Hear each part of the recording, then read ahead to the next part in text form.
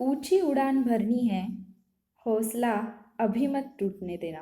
Good evening warriors आणि सर्व भावी अधिकारी. वॉरियर ऑफिसर या आपल्या एज्युकेशनल चॅनलवर मी सुप्रिया आपणा सर्वांचं मनपूर्वक स्वागत करते. युद्धाभ्यास 2.2 मध्ये आपण मूलभूत हक्क हा टॉपिक पाहणार आहोत.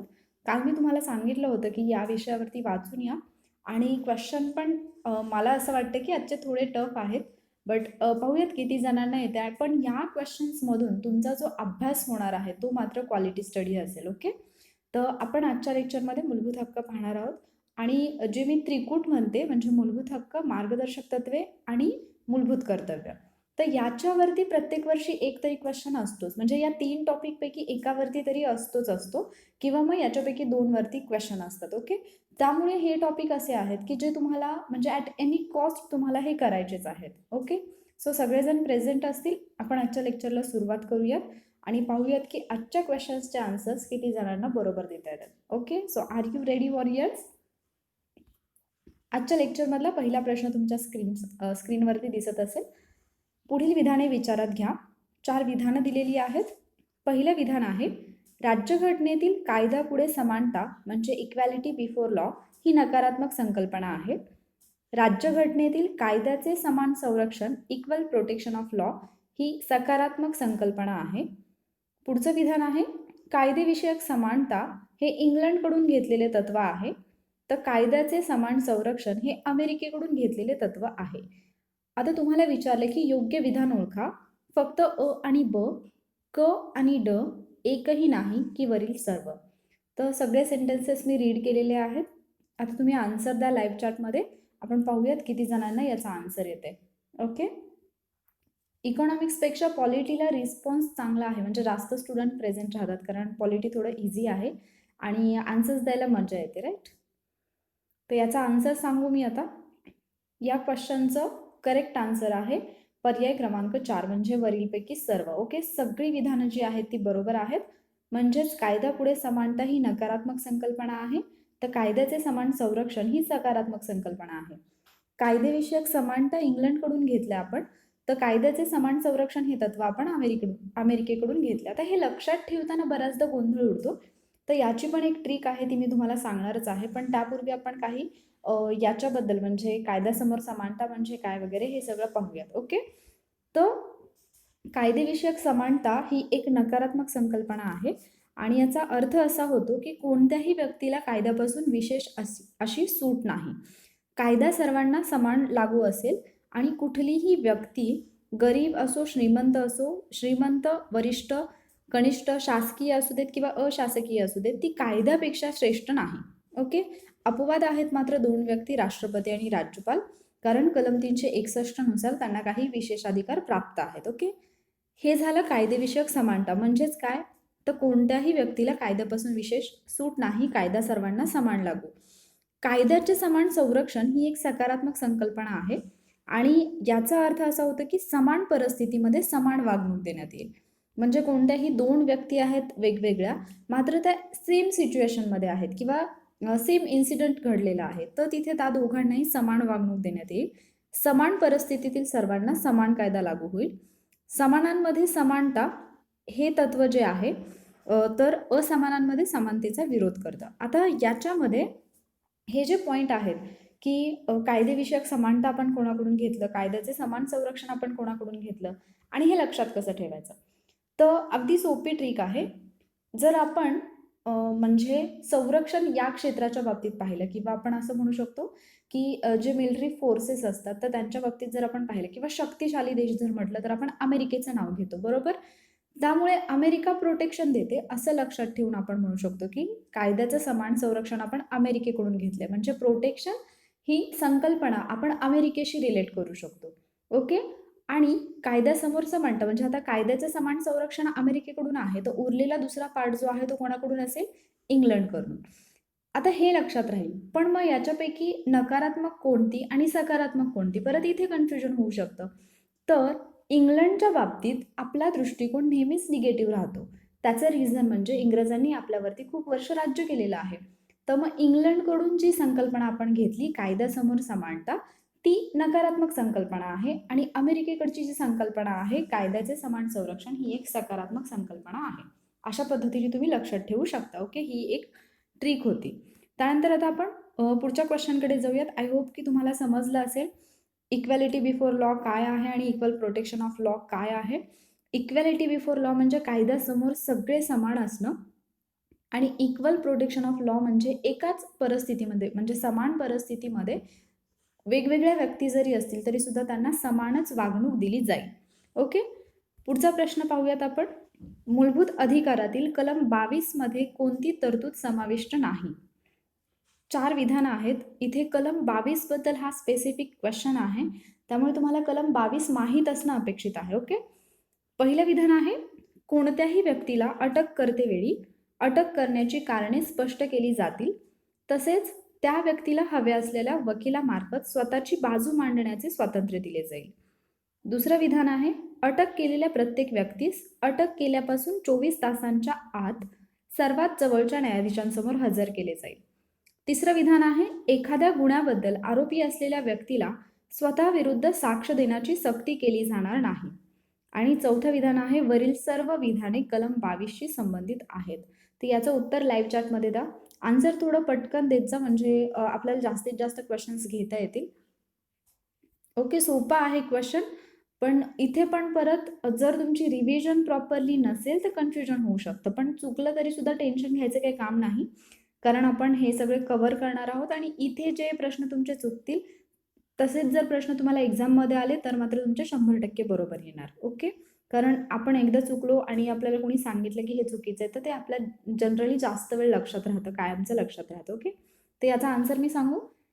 याचा आन्सर जे आहे ते आहे पर्याय क्रमांक 3. ओके, म्हणजे एखाद्या गुन्ह्याबद्दल आरोपी असलेल्या व्यक्तीला स्वतःविरुद्ध साक्ष देण्याची सक्ती केली जाणार नाही, हे विधान या क्वेश्चनमध्ये फिट होत नाही.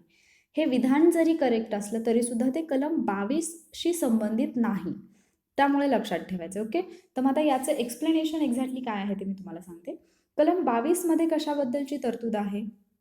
अटक आणि स्थानबद्धतेविरुद्ध संरक्षण. ओके, तर एखाद्या व्यक्तीला अटक झाली किंवा एखाद्या व्यक्तीला स्थानबद्ध करायचं असेल तर त्या व्यक्तीचे काय हक्क आहेत किंवा अधिकार आहेत याच्याबद्दलची तरतूद कलम 22 मध्ये आहे. आणि कलम 22चे पुढे काही पार्ट पडतात, 22.1, 22.2, 22.3 आणि 22.4. तर पहिली जी 3 उपकलमं आहेत 22.1, 22.2 आणि 22.3 ही शिक्षात्मक स्थानबद्धता संबंधी आहेत. आणि जर 22.4 पाहिलं तर आपण प्रतिबंधात्मक स्थानबद्धतेविषयी आहे. ओके, तर 22.1 मध्ये अशी तरतूद आहे की कोणत्याही व्यक्तीला अटक करताना अटक करण्याची कारणं स्पष्ट केली जातील, म्हणजे त्या व्यक्तीला आपण का अटक करत आहोत हे त्या व्यक्तीला जाणून घेण्याचा अधिकार आहे. आणि जर समजा त्या व्यक्तीला स्वतःचा वकील द्यायचा असेल तर त्याचं सुद्धा स्वातंत्र्य त्या व्यक्तीला आहे. ओके, आता या राज्यघटनेतल्या तरतुदी आहेत, हे लक्षात ठेवा. कायद्याच्या तरतुदी पण आहेत, पण राज्यघटनेतल्या तरतुदी ह्या जास्त इम्पॉर्टंट आहेत. ओके, तर अटक करताना कारणं सांगितली पाहिजेत. हे झालं पहिलं, म्हणजे 22 मधलं एक उपकलम 1. 22.2 मध्ये असं आहे, अटक केलेल्या प्रत्येक व्यक्तीस अटक केल्यापासून 24 तासांच्या अवधीत सर्वात जवळच्या न्यायाधीशापुढे हजर केले जाईल. पहिल्यांदा तर अटक का केली हे सांगावं लागेल. अटक केल्यानंतर 24 तासांच्या आत जवळच्या न्यायाधीशाकडे, मग याच्यामध्ये प्रवासाचा कालावधी वगळला जातो. म्हणजे समजा एका ठिकाणावरून अटक करून दुसऱ्या ठिकाणी नेलं तर प्रवासामध्ये जो कालावधी जातो तो वगळला जातो. ओके, त्यानंतर 22 उपकलम 3 येतं, न्यायाधीशांनी परवानगी दिलेल्या कालावधीपेक्षा जास्त काळ कोणत्याही व्यक्तीस अटकेत ठेवता येणार नाही. म्हणजे एकदा आपण न्यायाधीशांसमोर हजर केलं त्या व्यक्तीला आणि त्या व्यक्तीला न्यायाधीशांनी शिक्षा सुनावली किंवा सांगितले की इतक्या दिवसांची कोठडी वगैरे दिलेली आहे, तर त्यापेक्षा जास्त कालावधीसाठी त्या व्यक्तीला आपण लॉकअपमध्ये ठेवू शकत नाही. ओके, आता अपवाद एक आहे की शत्रू राष्ट्राचे जे नागरिक आहेत तर त्यांना प्रतिबंधात्मक स्थानबद्धतेच्या कायद्याखाली अटकेत असलेल्या नागरिकास वरीलपैकी तिन्ही अधिकार उपलब्ध नसतात. म्हणजे एखादा नागरिक जर शत्रू राष्ट्राचा असेल, शत्रू राष्ट्र म्हणजे काय, ज्यांच्याशी सतत आपल्या कुरबुरी चालू असतात ते, तर ते तिथले जे नागरिक असतील त्यांना मात्र हे जे 3 अधिकार आहेत ते उपलब्ध नसतील. ओके, आता जे आपण तिसरं विधान पाहिलं होतं क्वेश्चनमध्ये, ज्याच्याबद्दल आपल्याला डाऊट होता की एखाद्या गुन्ह्याबद्दल आरोपी असलेल्या व्यक्तीला स्वतःविरुद्ध साक्ष देण्याची सक्ती केली जाणार नाही, हे विधान बरोबर आहे, पण ते कलम 22 मध्ये नाहीये. तर कलम 20 आहे जे राज्यघटनेचं, त्याच्यामध्ये तरतूद आहे अपराधाबद्दलच्या दोषी ठरवण्याबाबत संरक्षण, म्हणजे एखादा अपराध केला आणि त्याच्याबद्दल जर एखाद्या व्यक्तीला दोषी ठरवायचं असेल तर त्या व्यक्तीला असणारे अधिकार. मग याच्यामध्ये पण परत काही उपकलम आहेत. तर कलम 20 आणि 22 मध्ये बऱ्याचदा कन्फ्युजन होतं, पण हे दोन्ही कलम लक्षात ठेवायचे आहेत आपल्याला. याच्यामध्ये काय आहे कलम 20 मध्ये, तर जोपर्यंत प्रचलित कायद्यानुसार गुन्हा झाला आहे हे सिद्ध होत नाही तोपर्यंत त्या व्यक्तीला त्या अपराधाबद्दल शिक्षा देता येत नाही. हा अगदी कॉमन सेन्सचा प्रश्न आहे. आपल्यालाही माहिती, जोपर्यंत गुन्हा सिद्ध होत नाही तोपर्यंत कोणत्याही प्रकारची शिक्षा दिली जात नाही. ओके, मग आता कलम 20 अंतर्गत व्यक्तीला कोणकोणतं संरक्षण मिळतं. पहिला मुद्दा येतो नो एक्स फॅक्टो लॉ. म्हणजे काय, तर कोणताही दंड कायदा ज्या दिवशी संमत झाला असेल तो कायदा त्या अगोदर घडणाऱ्या गुन्ह्यांसाठी लागू करता येणार नाही. Okay, no ex post facto law असं आपण म्हणतो. तर याचा अर्थ काय होतो की जर समजा एखाद्या व्यक्तीने गुन्हा अगोदर केलेला आहे आणि नंतर कायदा लागू झाला, तर त्या अगोदरच्या गुन्ह्यासाठी नंतर लागू झालेल्या कायद्याने शिक्षा देता येणार नाही. पण ही गोष्ट फक्त फौजदारी गुन्ह्यांकरताच लागू आहे, दिवाणी कायदे किंवा इतर कायद्यांसाठी नाही. ओके, त्यानंतर दुसरा पॉईंट येतो नो डबल जिओपार्डी. म्हणजे काय, तर एखाद्या व्यक्तीला एकाच गुन्ह्याबद्दल एकाहून अधिक वेळा शिक्षा देता येणार नाही. म्हणजे मी मागे पण एकदा तुम्हाला याचं एक्झाम्पल सांगितलं असेल मे बी. एक फिल्म आहे कोणती तरी अमिताभ बच्चन यांची, तर त्याच्यामध्ये असंच आहे की म्हणजे त्यांना अगोदर एका व्यक्तीचा खून केला म्हणून शिक्षा होते आणि नंतर परत ते जेव्हा जेलमधून बाहेर येतात तेव्हा ते खरोखर त्या व्यक्तीला मारतात. म्हणजे त्यांनी केलेला नसतो खून सुरुवातीला, पण त्यांना शिक्षा झालेली असते आणि नंतर जेव्हा त्यांच्यावरती केस चालू होते त्यावेळेला ते सरळ म्हणतात की ज्या खुनासाठी मी आधी शिक्षा भोगलेली आहे तर त्याच खुनासाठी तुम्ही मला पुन्हा एकदा शिक्षा देऊ शकत नाही, कारण हा मला कॉन्स्टिट्यूशननी दिलेला माझा राईट आहे. ओके, म्हणजे काय, तर एकाच गुन्ह्यासाठी 2 वेळा शिक्षा दिली जाणार नाही. आणि तिसरा मुद्दा येतो याच्यामध्ये नो सेल्फ इन्क्रिमिनेशन. म्हणजेच एखाद्या गुन्ह्याबद्दल आरोपी असलेल्या व्यक्तीला स्वतःविरुद्ध साक्ष देण्याची सक्ती केली जाणार नाही. आणि हा पॉईंट होता कलम 20 मधला, पण आपल्याला क्वेश्चनमध्ये विचारला होता कलम 22 रिलेटेड. ओके, त्यामुळे हे विधान चुकीचं होतं. सो आय होप की आता तुमचं कलम 20 आणि 22 क्लिअर झालं असेल. आपण पुढच्या प्रश्नाकडे जाऊयात. पुढचा प्रश्न आहे, राज्यघटनेने कलम 29 नुसार फक्त अल्पसंख्याकांना म्हणजे मायनॉरिटीजला स्वतःची भाषा, लिपी व संस्कृती जपण्याचा अधिकार दिलेला आहे. दुसरं विधान आहे, राज्यघटनेने कलम 30 नुसार फक्त अल्पसंख्याकांना शैक्षणिक संस्था स्थापन करण्याचा अधिकार दिला आहे. आणि तिसरं विधान आहे, भारतात अल्पसंख्याकांची व्याख्या राज्यघटनेत दिलेली नाही. तर याच्यापैकी कोणतं योग्य विधान आहे, फक्त अ आणि ब, ब आणि क, अ आणि क की वरील सर्व, हे तुम्ही लाईव्ह चॅटमध्ये मेन्शन करा. मग आपण एक्सप्लेनेशन पाहूयात. ओके, थोडं फास्ट आन्सर द्यायचा प्रयत्न करा. क्वेश्चन तर मी रीड करतेच आहे, तोपर्यंत तुमचा पण रीड करून होते, त्यामुळे आन्सर द्यायला काही प्रॉब्लेम नाही. तर याचा आन्सर मी सांगू, याचा आन्सर आहे पर्याय क्रमांक 2 म्हणजे ब आणि क योग्य आहे. ओके, अविधान चुकीचे.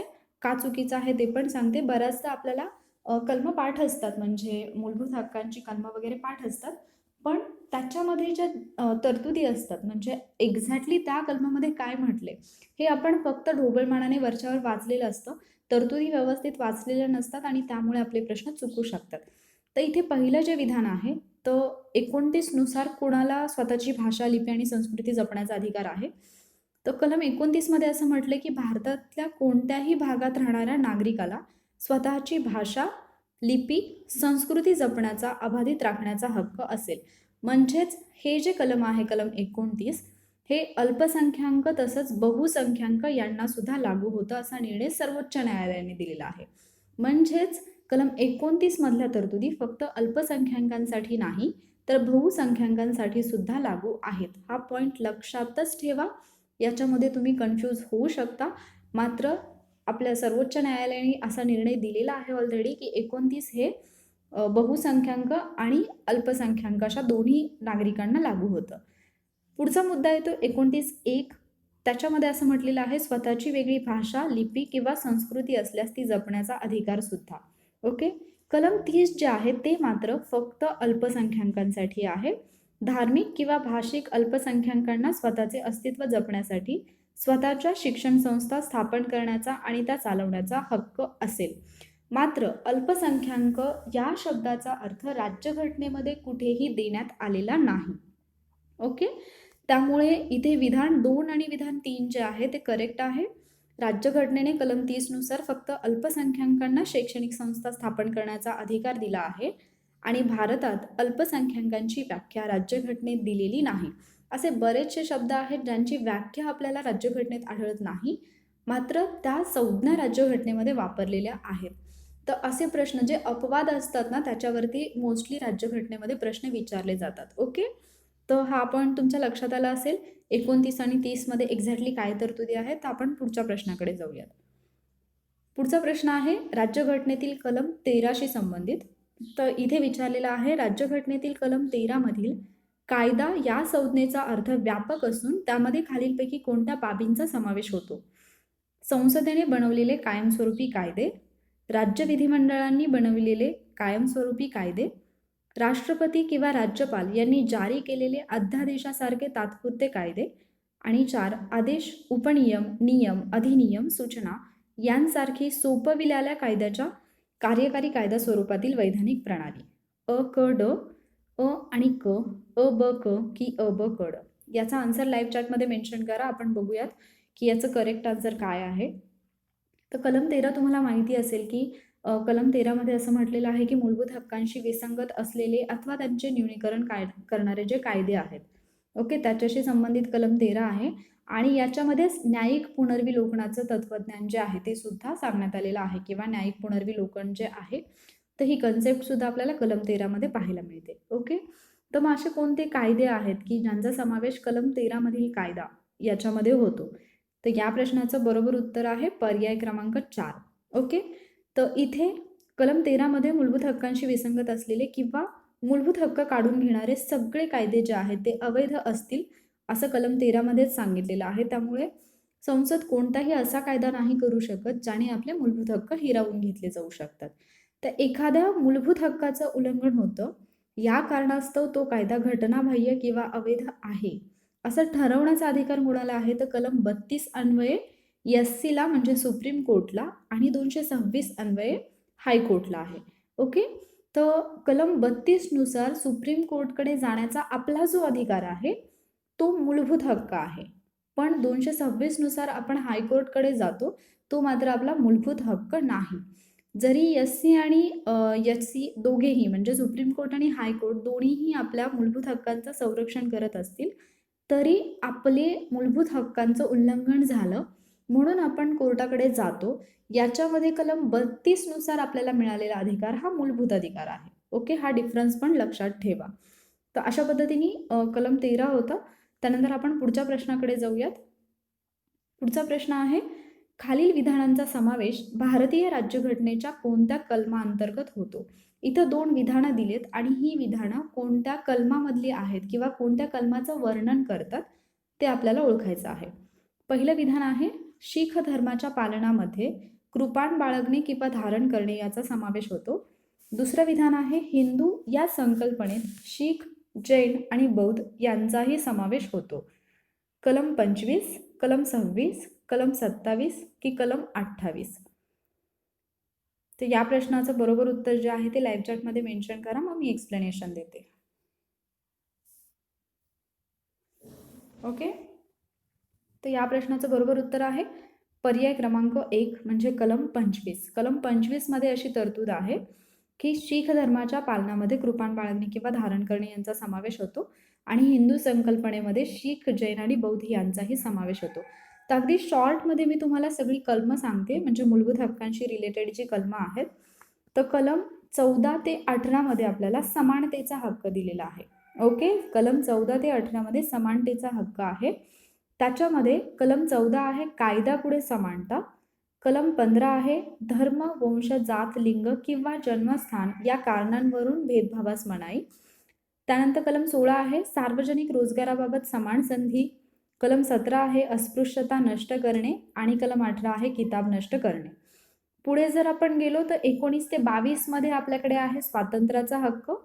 याच्यामध्ये 19 मध्ये काही स्वातंत्र्य दिलेली आहेत, भाषण स्वातंत्र्य वगैरे. 20 मध्ये आहे मगाशीच आपण पाहिलं अपराधाबद्दलच्या दोषसिद्धीबाबतचे संरक्षण. 21 महत्त्वाचं आहे, याच्यामध्ये जीवित आणि व्यक्तिगत स्वातंत्र्याचं संरक्षण आहे. 21A हे नव्याने समाविष्ट केले, याच्यामध्ये आहे शिक्षणाचा हक्क. कलम 22 मध्ये आहे विवक्षित प्रकरणी अटक आणि स्थानबद्धता यापासून संरक्षण, जे आपण आत्ताच पाहिलं. त्यानंतर पुढचा गट येतो तो म्हणजे 23 आणि 24. 23 आणि 24 मध्ये आहे शोषणाविरुद्धचा हक्क. 23 मध्ये आहे माणसांचा अपव्यापार आणि वेठबिगारी यांना मनाई. आणि 24 मध्ये आहे बालकामगार जे असतात म्हणजे कारखाने वगैरे इत्यादी ठिकाणी बालकांना कामाला मनाई. त्यानंतर पुढे 25 ते 28 जे आपल्या प्रश्नामध्ये आहे ते आहे धर्मस्वातंत्र्याचा हक्क. आणि याच्यामध्ये 25 मध्ये आहे सदसद विवेक बुद्धीचे स्वातंत्र्य आणि धर्माचे मुक्त प्रकटीकरण आणि आचरण व प्रचार. 26 मध्ये आहे धर्मनिरपेक्ष व्यवहारांची व्यवस्था पाहण्याचं स्वातंत्र्य. 27 मध्ये एखाद्या व्यक्तीच्या विशिष्ट धर्म संवर्धनाकरता कर देण्याविषयीचं स्वातंत्र्य. आणि 28 मध्ये वेगवेगळ्या ज्या शैक्षणिक संस्था असतात तर त्या शैक्षणिक संस्थांमध्ये धार्मिक शिक्षण अथवा धार्मिक उपासना यांना उपस्थित राहण्याविषयीचं स्वातंत्र्य. पुढे येतात 29 आणि 30. तर 29 आणि 30 पण आपण जस्ट आत्ता पाहिलं. याच्यामध्ये सांस्कृतिक आणि शैक्षणिक हक्क आहेत. 29 मध्ये असा उल्लेख आहे की अल्पसंख्याक वर्गांच्या हितसंबंधाचे संरक्षण मात्र सुप्रीम कोर्टच्या निर्णयानुसार 29 हे कलम अल्पसंख्याक त्याच पद्धतीने बहुसंख्याक यांनाही लागू होतं. आणि कलम 30चा विचार केला तर अल्पसंख्याक वर्गाचा शैक्षणिक संस्था स्थापन करण्याचा अधिकार आणि त्यांचं प्रशासन चालवण्याचा अधिकार. ओके, तर आता इथे जे आपल्याला विचारलेलं आहे ते कलम 25 बद्दल आहे. कलम 25 मध्ये असं म्हटलेलं आहे की सर्व व्यक्तींना सदसद विवेक बुद्धीने त्यांना सदसद विवेक वागण्याचा आणि धर्माचे पालन आचरण करण्याचा प्रचार करण्याचा जो आहे तो हक्क आहे किंवा प्रचार करण्याचा स्वातंत्र्य जो आहे त्याचा हक्क मिळालेला आहे. कलम 25 मध्ये फक्त धार्मिक तत्वे होती असं नाही तर धार्मिक रीतींचा सुद्धा समावेश होतो. आणि कलम 25ने व्यक्तीच्या हक्कांची हमी दिली आहे तर 26 मध्ये धार्मिक संप्रदाय आणि घटक यांच्या हक्कांची हमी आहे. हे 2 पॉईंट व्यवस्थित लक्षात ठेवा. कलम 25 जे आहे ते व्यक्तींच्या हक्कांशी डील करतं, म्हणजे वैयक्तिक एक व्यक्ती त्या व्यक्तीच्या हक्कांसंबंधित कलम 25 आहे. तर कलम 26चा विचार केला तर ग्रुपशी संबंधित येतं, म्हणजे इथे संप्रदाय येतो. ओके, तर इथे लोकांचे हक्क येतात. 25 मध्ये वैयक्तिक एका व्यक्तीच्या हक्काबद्दल सुद्धा तरतूद आहे. ओके, तर असा डिफरन्स विचारला जाऊ शकतो. आपण पुढच्या क्वेश्चनकडे जाऊयात. पुढचा क्वेश्चन आहे परत काही विधानं दिलेत आणि योग्य विधान निवडायचं आहे. पहिलं विधान आहे राज्यघटनेतील कलम 19ने नागरिकांना एकूण 6 अधिकारांची खात्री दिली आहे. यामध्ये संघटना स्थापन करण्याचा आणि संघटनांना मान्यता मिळण्याचा अधिकार समाविष्ट आहे. आणि तिसरं विधान आहे कलम 19 अंतर्गत देण्यात येणारे अधिकार हे फक्त भारतीय नागरिकांनाच आहेत. फक्त अ बरोबर, ब आणि क बरोबर, अ आणि क बरोबर की फक्त क बरोबर. तर याचं उत्तर लाईव्ह चॅटमध्ये द्या. पटपट उत्तर द्या, म्हणजे आपला लवकर लवकर जास्तीत जास्त क्वेश्चन्स घेता येतील, एक्सप्लेनेशन देता येईल मला. तर या प्रश्नाचं उत्तर जे आहे ते मी सांगते. या प्रश्नाचं बरोबर उत्तर आहे पर्याय क्रमांक 3 म्हणजे अ आणि क बरोबर. तर ब विधान हे चूक आहे. ओके, तर याच्यामध्ये कलम 19 जे आहे तर याच्यामध्ये 6 अधिकार दिलेले आहेत. त्यापूर्वी आपण असे मूलभूत हक्क पाहूयात जे फक्त भारतीय नागरिकांना उपलब्ध आहेत. ओके, फक्त भारतीय नागरिकांना उपलब्ध असणारे जे अधिकार आहेत ते आहेत कलम लक्षात ठेवा. कलम 15, कलम 16, कलम 19, कलम 29 आणि 30. 15, 16, 19, 29, 30 असं तुम्ही म्हणजे मी तरी असंच सांगितलं होतं स्टुडंट्सना की तुम्ही 5 बोटांवरती हे लिहून ठेवा तर ते लक्षात राहून जाईल. ओके, तर असं करू शकता किंवा एक 4-5 वेळा जर तुम्ही रिपीट केलं 15, 16, 19, 29, 30 तर ते तुमच्या लक्षात राहील. याच्यामधले जे मूलभूत हक्क आहेत ते फक्त आणि फक्त भारतीय नागरिकांना उपलब्ध आहेत. ओके, बाकीचे जे आहेत मग ते भारतीयांना तसेच परकीयांना सुद्धा उपलब्ध आहेत. मग याच्यामध्ये आता जे आपल्याला क्वेश्चनमध्ये विचारलेलं आहे तर इथे राज्यघटनेतली कलम 19ने कुठले अधिकार दिलेत ते विचारलंय. तर कलम 19(1) नुसार भारतातले जे नागरिक आहेत त्यांना भाषण आणि अभिव्यक्ती स्वातंत्र्याचा हक्क आहे. शांततेने निशस्त्रपणे एकत्र येण्याचा अधिकार आहे. संस्था किंवा संघटना किंवा सहकारी संस्था स्थापन करण्याचा सुद्धा अधिकार आहे. आणि हा अधिकार जो आहे तो 97वी घटनादुरुस्ती 2011ने समाविष्ट करण्यात आला. पुढे आहे भारतीय प्रदेशात सर्वत्र मुक्तपणे संचार करण्याचा अधिकार आहे. भारताच्या राज्यक्षेत्रात कोणत्याही भागात राहण्याचा आणि स्थायिक होण्याचा पण अधिकार आहे. त्याचबरोबर कोणताही व्यवसाय धंदा अगर व्यापार करण्याचा सुद्धा अधिकार आहे. त्याचबरोबर एक हक्क सुद्धा होता मूळ राज्यघटनेमध्ये, तो होता मालमत्ता मिळवणे, धारण करणे किंवा विकणे. मात्र 44व्या घटनादुरुस्तीनंतर हा मूलभूत हक्कातून काढून टाकण्यात आला आणि तो कायदेविषयक हक्कामध्ये टाकण्यात आलेला आहे. ओके, सो अशा पद्धतीने कलम 19ने एकूण 6 अधिकार दिलेले आहेत. हे 6 अधिकार तुम्हाला तोंडपाठच असले पाहिजेत, याच्यावरती क्वेश्चन्स विचारले जातात. ओके, सो कलम 19 समजलं असेल. म्हणजे आतापर्यंत आपण कलम 20 पाहिलं, कलम 22 पाहिलं, कलम 29 पाहिलं, कलम 30 पाहिलं, 25 पाहिलं, आता कलम 19 पाहिलं. म्हणजे ऑलमोस्ट आपले जे मूलभूत अधिकार आहेत ते याच्यामधून कंप्लीट होत आहेत. ओके, सो हे लेक्चर तुम्हाला युजफुल वाटत असेल, आय होप सो. आणि जे मी सांगते ते समजत असेल, फक्त व्यवस्थितपणे ऐकून घ्या. असं पण होत असेल कदाचित तुम्ही मी जे सांगते याच्याकडे लक्ष नाही, लाईव्ह चॅटमध्ये कोण काय म्हणते याच्याकडे लक्ष असेल तर तिकडे जास्त लक्ष नका देऊ. जे पॉईंट्स मी सांगते ते इम्पॉर्टंट आहेत. ओके, तर ते लक्ष देऊन ऐका. पुढचा प्रश्न घेऊयात आपण. शिक्षणाच्या मूलभूत हक्कांच्या वैशिष्ट्यामध्ये खालीलपैकी कोणत्या एका वैशिष्ट्याचा समावेश करता येणार नाही? 1. कोणत्याही विद्यार्थ्याला इयत्ता 8वी पर्यंत अनुत्तीर्ण करता येणार नाही.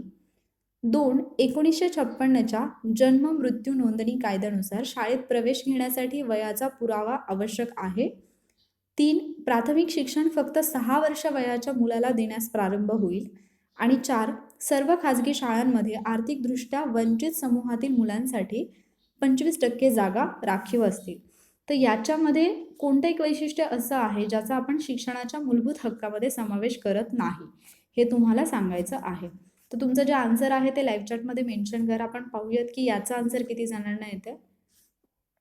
आणि हे पण सांगा की तुम्हाला आजचे क्वेश्चन्स कसे वाटतात, म्हणजे एक्झाम ओरिएंटेड वाटतात का? कारण मला तरी ते एक्झाम ओरिएंटेड वाटतात म्हणून मी घेतलेत, कारण याच्यातून बराचसा आपला जो डाटा आहे मूलभूत हक्कांशी रिलेटेड तर तो कव्हर होतो. आणि असे पॉईंट्स की जे वाचनातून आपल्या सुटतात, म्हणजे बऱ्याचदा आपण वाचलेलं असतं पण आपल्याला हे पॉईंट नजरेखालून जाऊन पण हे वाचलेत हे आठवत नसतं. ओके, तर या प्रश्नाचं उत्तर मी सांगते आता. याचं उत्तर आहे पर्याय क्रमांक 3, म्हणजे प्राथमिक शिक्षण फक्त 6 वर्षाच्या मुलाला देण्यास प्रारंभ होईल, हे विधान चुकीचं आहे. बाकीची 3 विधानं जी आहेत ती बरोबर आहेत आणि त्यांचा मूलभूत शिक्षणाचा जो मूलभूत हक्क आहे त्याच्यामध्ये समावेश होतो. तर कलम 21A मध्ये शिक्षणाचा हक्क जो आहे तो दिलेला आहे, राईट टू एज्युकेशन. कलम 21A नुसार राज्यसंस्था 6 ते 14 वर्षापर्यंतच्या मुलांना कायद्याने ठरवल्यानुसार मोफत आणि अनिवार्य शिक्षण उपलब्ध करून देईल. पण असं आहे का की फक्त 6 वर्षापासूनच प्रारंभ होईल? तर नाही, त्यामुळे ते विधान चुकीचं आहे तिसरं. ओके, आणि हे जे कलम आहे 21A हे 86व्या घटना दुरुस्तीने समाविष्ट करण्यात आलेलं आहे 2002 साली.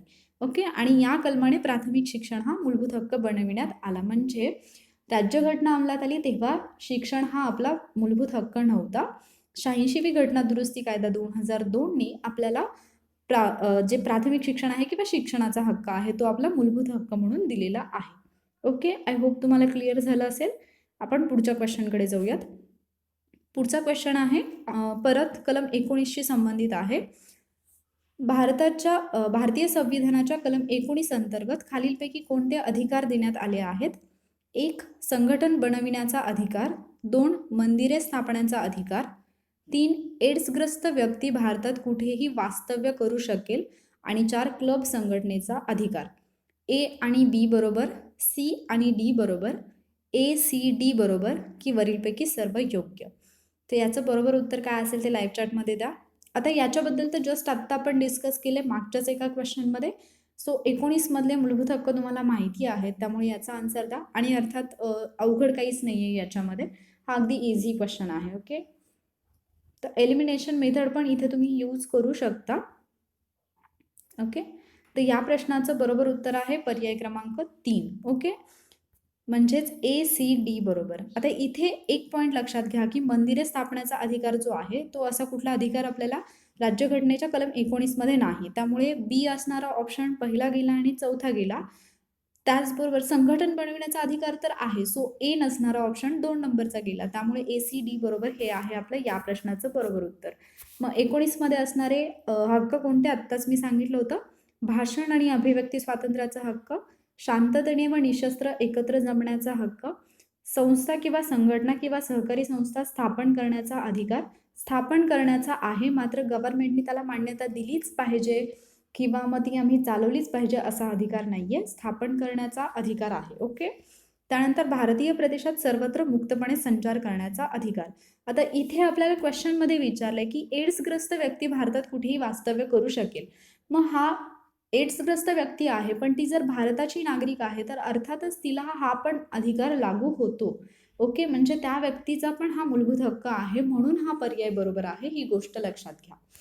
त्यानंतर पुढचा अधिकार आहे भारताच्या राज्यक्षेत्रात कोणत्याही भागात राहण्याचा आणि स्थायिक होण्याचा अधिकार. मालमत्ता मिळवणे, धारण करणे किंवा विकण्याचा अधिकार आधी होता, पण 44व्या घटना दुरुस्तीने तो काढून टाकण्यात आला. ओके, मूलभूत हक्कामधून. आणि 6वा जो मूलभूत हक्क आहे किंवा स्वातंत्र्य आहे ते आहे कोणताही व्यवसाय, धंदा अगर व्यापार करण्याचा हक्क. ओके, पुढचा क्वेश्चन पाहूयात आपण. राज्यघटनेच्या भाग 3 मध्ये कलम 12 ते 35 दरम्यान मूलभूत हक्काची तरतूद आहे.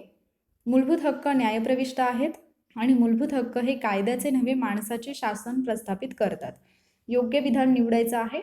ए आणि बी, फक्त ए की ए आणि सी. अतिशय सोपा क्वेश्चन आहे, याच्यामध्ये अवघड असं काहीच नाही आहे, त्यामुळे याचा तरी करेक्ट आन्सर द्या. इथून पुढचे जे प्रश्न आहेत 1-2-3 राहिलेले ते सोपेच आहेत. तर ॲक्च्युली हे क्वेश्चन्स मी सुरुवातीला घेणार होते, पण परत म्हटलं की नको, थोडे टफ क्वेश्चन्स घेऊन बघूयात की किती लोक आहेत जे कंटिन्यू करतात शेवटपर्यंत. ओके, तर क्वेश्चन इझी आहेत आणि बेसिक लेवलचे आहेत, की म्हणजे मूलभूत हक्क हा टॉपिक तुम्हाला फक्त जनरली माहीत जरी असेल तरी एवढी बेसिक इन्फॉर्मेशन आपल्याला त्याच्याबद्दल असते. ओके, सो या प्रश्नाचं उत्तर देऊ मी. या प्रश्नाचं बरोबर उत्तर आहे पर्याय क्रमांक 1. ओके, म्हणजे ए आणि बी बरोबर आहे, सी चुकीचे. तर राज्यघटनेच्या भाग 3 मध्ये मूलभूत हक्क आहेत. मूलभूत हक्क न्यायप्रविष्ट आहेत. न्यायप्रविष्ट म्हणजे काय, तर आपल्या मूलभूत हक्कांचं उल्लंघन झालं तर आपण न्यायव्यवस्थेकडे जाऊ शकतो, आपण कोर्टामध्ये जाऊन त्याच्याबद्दल दाद मागू शकतो. ओके, अशा गोष्टींना न्यायप्रविष्ट असं म्हटलं जातं. तिसऱ्या विधानामध्ये कायद्याचे नव्हे माणसाचे शासन असं जे दिलेलं आहे तिथे असं पाहिजे माणसाचे नव्हे कायद्याचे शासन. ओके, त्यामुळे ते विधान चुकीचं आहे आणि याचं बरोबर उत्तर आहे पर्याय क्रमांक 1. पुढचा प्रश्न घेऊयात. खालील मूलभूत हक्कांपैकी देशाच्या नागरिकांनाच उपलब्ध असलेले हक्क कोणते? हे मी मागच्याच क्वेश्चनमध्ये सांगितलं, परत एकदा त्याच्यावरचाच क्वेश्चन आहे. तर आता या क्वेश्चनचा आन्सर करेक्ट द्या, चुकलं नाही पाहिजे. ओके, सोपा आहे हा पण प्रश्न. आणि जस्ट आत्ता मी लिस्ट सांगितली, 5 असे मूलभूत हक्क आहेत जे फक्त भारतीय नागरिकांनाच उपलब्ध आहेत, परकीयांना नाही.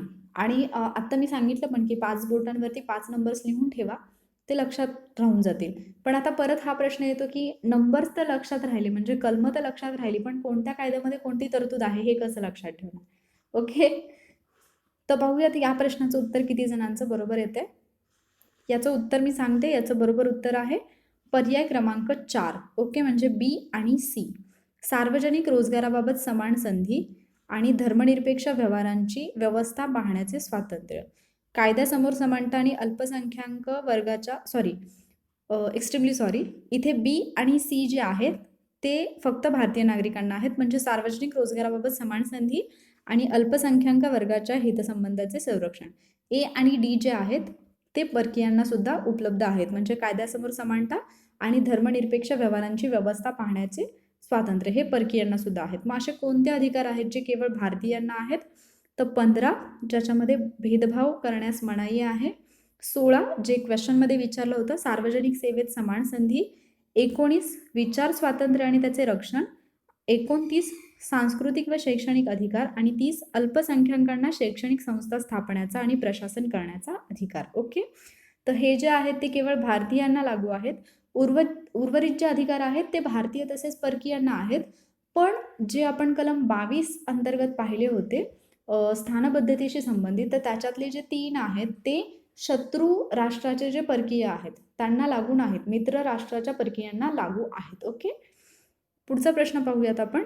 राज्यघटनेतील कलम 19 अंतर्गत येणाऱ्या भारतभर मुक्त संचार स्वातंत्र्य आणि वास्तव स्वातंत्र्य यांच्यावर खालीलपैकी कोणत्या आधारे बंधने घालण्यात आली आहेत? हा प्रश्न इंटरेस्टिंग आहे, असे क्वेश्चन्स येऊ शकतात.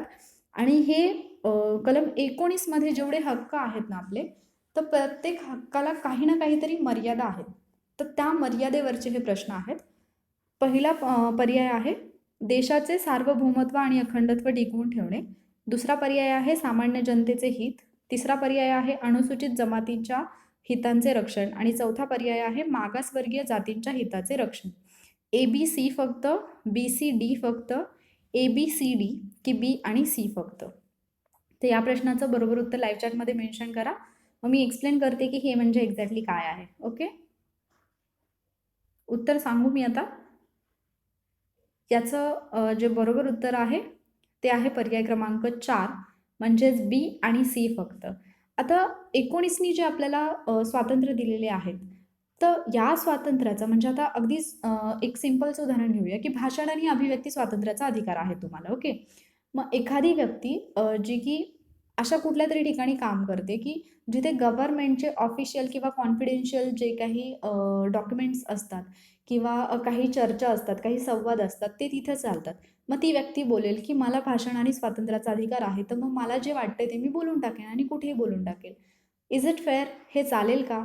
नाही चालणार. का नाही चालणार? कारण यामुळे देशाचं संरक्षण किंवा देशाची एकता कुठेतरी जी आहे ती धोक्यात येऊ शकते. बरोबर? मग आपल्याला जी स्वातंत्र्य दिलेली आहेत, त्या स्वातंत्र्यांना काही ना काही मर्यादा असली पाहिजे. म्हणून प्रत्येक जी 6 स्वातंत्र्य आहेत, त्या 6 स्वातंत्र्यांना काही ना काही मर्यादा आहेत. ओके, याच्यामध्ये आपल्याला मुक्त संचार स्वातंत्र्य जे आहे, मुक्त संचार स्वातंत्र्य आणि वास्तव्याचं स्वातंत्र्य, याच्यावरती कुठल्या मर्यादा आहेत असे विचारले. तर याच्यावरती 2 मर्यादा आहेत. एक म्हणजे सामान्य जनतेचं हित आणि दुसरं म्हणजे एखाद्या अनुसूचित जमातीच्या हितसंबंधाचे रक्षण. आता एखादी अनुसूचित जमाती जिथे राहतात अशा ठिकाणी तुम्ही म्हटलात की मला इथे मुक्त संचार करायचा आहे आणि वास्तव्य करायचं आहे. मग त्यांची जी काही म्हणजे त्यांचं हित जर तिथे धोक्यात येत असेल तर तिथे तुमचा हक्क लागू होत नाही. ओके, असा या प्रश्नाचा सरळ अर्थ होतो. तर बाकी जे स्वातंत्र्य आहेत त्यांना कुठल्या मर्यादा आहेत ते सुद्धा तुम्ही एका पेजवरती लिहून काढा, कारण हा इम्पॉर्टंट पॉईंट आहे. ओके, याच्यावरती क्वेश्चन बनू शकतो. पुढचा प्रश्न आहे, खाली भारतीय संविधानाचे मूलभूत हक्क आणि त्यासंबंधीचे कलम दिली आहेत, त्याबाबत योग्य जोड्या जुळवा. कलम 14, पर्याय बी जो आहे तो कलम 15 पाहिजे, तिथे चुकून 145 झालंय. तर कलम 15, कलम 16 आणि 17. तर अतिशय सोपा क्वेश्चन आहे, जोड्या लावायचा क्वेश्चन आहे. याच्यामध्ये एक्सप्लेनेशन सारखं पण काही नाही. लाईव्ह चॅटमध्ये मेन्शन करा तुमचा आन्सर की कोणत्या जोड्या बरोबर आहेत. राज्य कुठल्याही नागरिकांविरुद्ध वंश, धर्म, जाती, लिंग, जन्मस्थान या आधारावर भेदभाव करू शकत नाही. न्यायालयासमोर समानता, अस्पृश्यतेचा अंत आणि समान संधी. तर बरोबर जोडी ओळखायची आहे तुम्हाला. तर उत्तर द्या याचं लाईव्ह चॅटमध्ये. अगदी सोपा क्वेश्चन आहे आणि मगाच्यापासून आपण हे बऱ्याचदा बोलून गेलो, त्यामुळे ही जी कलमं आहे ती पाठच असतात जनरली सगळ्यांची. कलम 14 मध्ये काय आहे? न्यायालयासमोर समानता म्हणजेच कायद्यासमोर समानता म्हणजे पर्याय क्रमांक 2. कलम 15 मध्ये काय दिलेलं आहे? 15 मध्ये कुठली तरतूद आहे? राज्य कुठल्याही नागरिकाविरुद्ध वंश, धर्म, जाती, लिंग, जन्मस्थान या आधारावर भेदभाव करू शकत नाही. बरोबर सांगते ना मी? कलम 16 समान संधी आणि कलम 17 अस्पृश्यतेचा अंत. राईट? सो याचं जे बरोबर आन्सर असेल ते काय असेल? पर्याय क्रमांक 3, 2143. राईट? कलम 14 मध्ये कायद्यासमोर समानता किंवा न्यायालयासमोर समानता. कलम 15 मध्ये राज्य कुठल्याही नागरिकाविरुद्ध वंश, धर्म, जाती, लिंग, जन्मस्थान या आधारावर भेदभाव करू शकत नाही.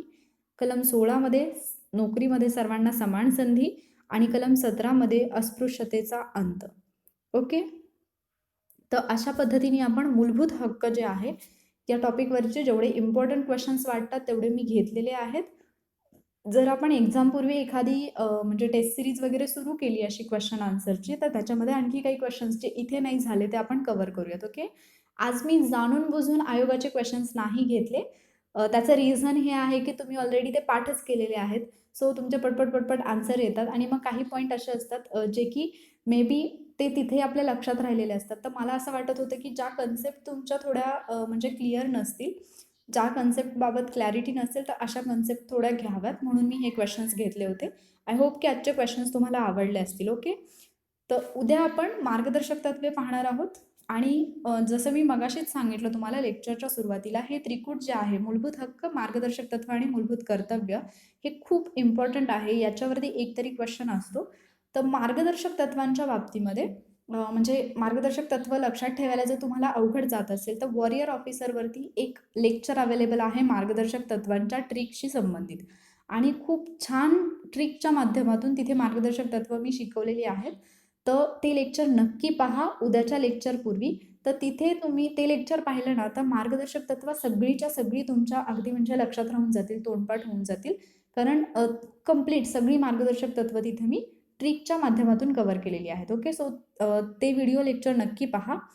आजचं लेक्चर कसं वाटलं हे कमेंट बॉक्समध्ये नक्की कळवा, की हा कंटेंट जो आहे तो तुम्हाला फायदेशीर वाटतोय का, हेल्पफुल वाटतोय का? आणि जर वाटत असेल तर लाईक करा. लाईक न करता प्लीज जाऊ नका. मला थोडं वाईट वाटतं तुम्ही लोकांनी लाईक नाही दिलं तर, कारण लाईव्ह खूप लोकं असतात, पण लाईक खूप थोडे लोकं करतात. ओके. आणि त्याचबरोबर तुम्ही मला वॉरियर सुप्रिया या यूट्यूब चॅनलवरती पण फॉलो करू शकता. तिथे तुम्हाला अभ्यासाशी रिलेटेड काही नाही मिळणार, पण काही मोटिवेशनल व्हिडिओज आणि तुम्ही अभ्यास करून खूपच बोर झाला असाल, तर थोडंफार काहीतरी इंटरेस्टिंग मनोरंजनात्मक एखादी कविता वगैरे ऐकायला मिळू शकते. ओके. आपला टेलिग्राम चॅनल आहे वॉरियर ऑफिसर, जिथे तुम्हाला क्वेश्चन पेपर्स आणि स्टडी मटेरियल अवेलेबल आहे. त्याची क्लिकेबल लिंक तुम्हाला डिस्क्रिप्शनमध्ये मिळेल. तर तुम्ही तो चॅनल पण जॉईन करा जर आत्तापर्यंत केला नसेल, आणि तिथून तुम्हाला क्वेश्चन पेपर्स वगैरे मिळतील, तर ते तुम्ही सॉल्व्ह करू शकता. Okay. I hope he lecture series तुम्ही एन्जॉय करताय आणि तुम्हाला याची मदत होतीये. जर तुम्हाला ही हेल्पफुल वाटत असेल तर लाईक नक्की करा, तुमच्या फ्रेंड्ससोबत शेअर करा, आणि आत्तापर्यंत जर तुम्ही वॉरियर ऑफिसर या आपल्या यूट्यूब चॅनलला सबस्क्राईब केलं नसेल तर पहिल्यांदा सबस्क्राईब करून घ्या, कारण आपण करतोय लढण्याची नव्हे जिंकण्याची तयारी. Stay safe. Thank you warriors.